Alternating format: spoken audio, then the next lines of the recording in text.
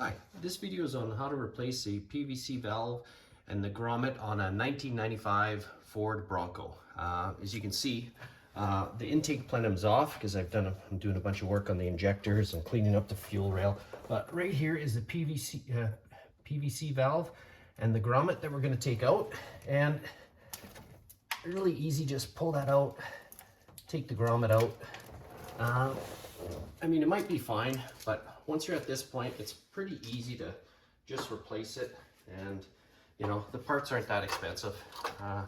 Here's the new PCV valve, new grommet as well. So I'll just install the new grommet on top of the valve cover. I also took this opportunity to kind of clean around here. As you can kind of tell, it's not normally this clean on top of here. A lot of oil and residue. Just gotta feed that in one way. Make sure it seats properly. Otherwise you probably have problems putting in the valve. Just push the valve into the end of the hose and basically just drops right in like that. So pretty straightforward.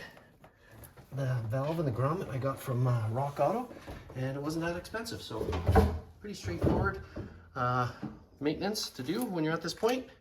Hope that helps. Thanks.